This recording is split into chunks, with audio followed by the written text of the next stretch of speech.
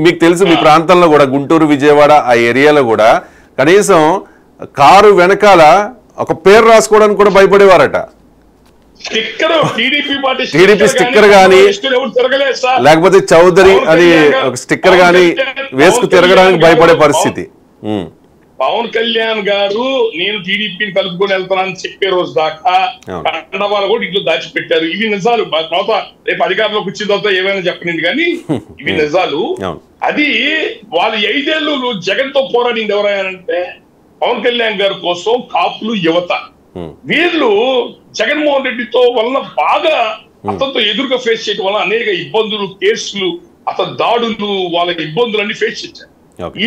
ఈ ఎలక్షన్ ముందు 15 రోజుల ముందు వాళ్ళు తీసుకున్న నిర్ణయం ఏంటంటే ఇతనంటూ వస్తే ఈ రాష్ట్రం ఇంకేం మిగలదు అనే ఆలోచన మనసులో రావటం వల్ల కాపులు మిగతా వర్గాలు జగన్మోహన్ రెడ్డికి వ్యతిరేకంగా ఓట్లు వేశారు. ఒకసారి కాపులు, అతిపెద్ద జాతీయ కాపులు, ప్రభుత్వ ఉద్యోగస్తులు, యువత ఇట్లాంటి వాళ్ళ మార్పు వచ్చిన తర్వాత ఇక హరిహర బ్రహ్మాదులు వచ్చినా ఎదురోడు గెలటం అనేది జరగదు. ఈ ఉపోద్ఘాతం అంతా ఎందుకు చెప్పానని చెప్పారంటే రేపు ఎవరు ఎన్ని చేసినా కూటమే గెలుస్తుంది, కూటమే గవర్నమెంట్ ఫామ్ చేస్తుంది. జగన్మోహన్ రెడ్డి గారు ఆలోచన ఏంటంటే ఒక 10-20 ఎమ్మెల్యేలు తగ్గినట్టయితే అవసరమైతే ఒక 5,000 కోట్లు 7,000 కోట్లు ఖర్చు పెట్టి వాళ్ళని కౌంటింగ్ రోజే కొనేసుకొని అతను గవర్నమెంట్ ఫామ్ చేసుకోవడానికి ఏర్పాట్లు చేసుకున్నాడేమో.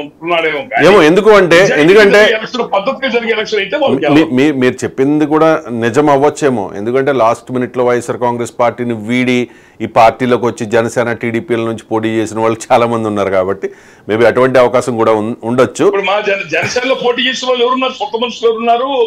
21 మందిలో అది బీజేపీ పార్టీలో కానీ జనసేన పార్టీలో కానీ 80% of the people other parties వాళ్ళే. అంతే కదండి. బీజేపీ జనసేన పార్టీ వాళ్ళు కాదు. రైట్. వంశీకృష్ణ శ్రీనివాస్ యాదవ్, పంచకర్ల రమేష్, కొంతాల రామకృష్ణ, బండాలి బుద్ధప్రసాద్, పులపర్తి రామాంజనేయులు వీళ్ళందరూ పక్క పార్టీల నుంచి వచ్చిన వాళ్ళే కదా మీరు చెప్తున్నట్టుగా. ఓకే, ఓవరాల్ గా పిక్చర్ ఏంటి? మనం పాలకొండతో వెళ్దాం సార్. పాలకొండతో స్టార్ట్ చేద్దామండి. పాలకొండ నిమ్మక జయకృష్ణ. ఓవరాల్ పిక్చర్ ఏం లేదు సార్. బీజేపీ, జనసేన, టీడీపీ కూటమి ఎక్కువ సీట్లు తెచ్చుకుంటుంది, గవర్నమెంట్ ఫామ్ చేస్తుంది. ఓకే.